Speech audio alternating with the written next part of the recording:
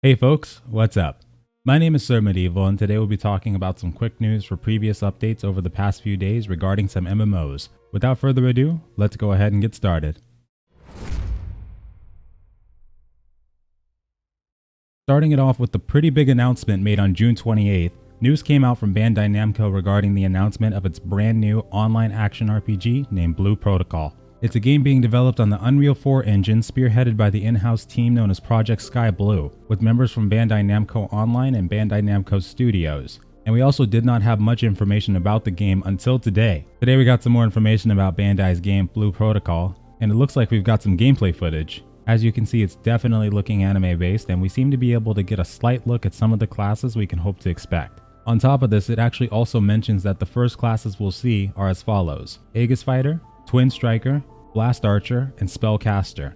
And it also looks like we get a look at the character creator, which seems to have a few options we can see at first glance. We get to see the character preset changes made to the eyes and hair, alongside with getting a sneak peek with some possible character accessories. Between this and Paria Chronicles, I seem to be getting much more of a Mabinogi vibe from this one instead. It's because folks were telling me that Paria Chronicles was supposed to be a successor to Mabinogi, not counting Vindictus, which also used to be known as Mabinogi Heroes, but I'm not seeing it from Paria yet. I probably need to get a hands-on experience with it before knowing for sure. Either way, I'm excited to see more from this. It looks great so far in my opinion, and I think it's one I could definitely enjoy. At the moment, there's no release date for this game, but we do know that it's coming for PC, and there will also be a testing phase starting for it on July 26th and July 28th. Signups are already open, but it states that living in Japan is required. We'll see about that. As you folks may already know, the Astelia Online first CBT ended a few days ago, and there's been a lot of feedback provided. There wasn't enough people playing the last few days to get any footage from the Colosseum or the legendary dungeons, at least on the server I was on, which was Braga. Spent about half an hour in the queue one night before giving up, but surprisingly enough, it was difficult to find a tank despite having everyone at max level from the event. But everybody was probably wanting to try out DPS and healer, I bet.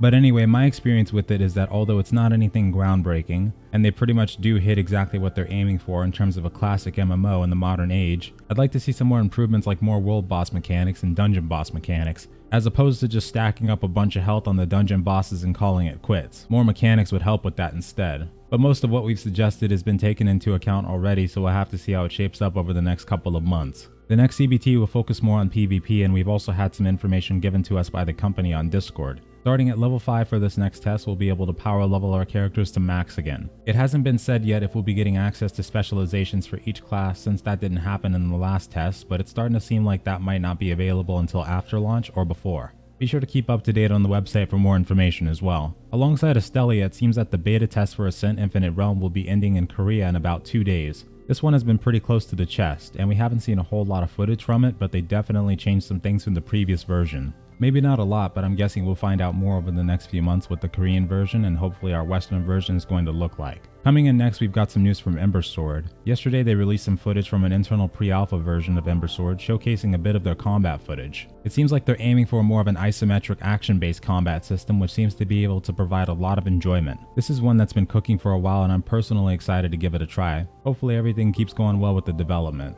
Also wanted to quickly touch on Paria Chronicles, a game that earlier this year went into beta testing in Korea. There was some footage popping up here and there alongside some character creation, and it's looking very interesting so far. A sandbox MMO in the works coming from Nexon themselves. We don't have any news about another beta test just yet, so be sure to stay tuned for any information on that. Next time should hopefully be a little bit easier to get into. I have a theory that just might work, and if it does, I'll be sure to post it. Lastly, we just have a bit of news from Bannerlord and Chronicles of Illyria. Starting it off with Bannerlord, with the quick shout out that last week they gave us some more information about the multiplayer beta phase. At the moment, the internal testings are closed off to the general audience, however, they are hoping to transition it into an open beta in the future. Hoping to talk more about the upcoming news of Bannerlord next week, so hopefully we'll get some more information adding on to yesterday's blog post, in which Terworlds talks about the sieges. And for Chronicles, we have several news pieces coming from Soulbound Studios regarding the game's domain selection, concept art, and a more in-depth description of the pre-Illyria client. The first thread showcases some religious art, while Sniper Hunt briefly goes into some of the processes they undertake while developing the pre-Illyria client. We also get a brief clip of the duelist animation timing in the game and a more in-depth description of the pre-Illyria client itself that reads as follows.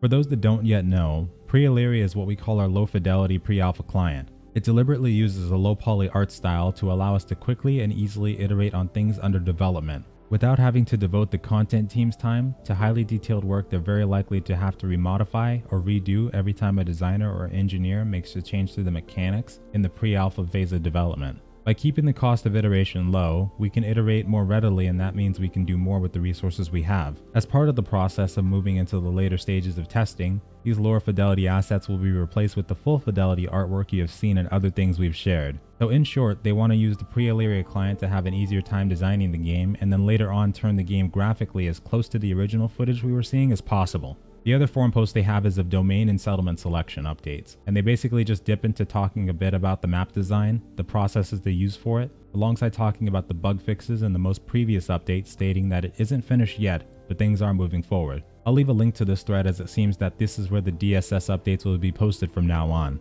And that's all we have for today in terms of news. Thanks very much for watching me, and let me know if you're interested to see more of Blue Protocol. I know for sure I am. And farewell.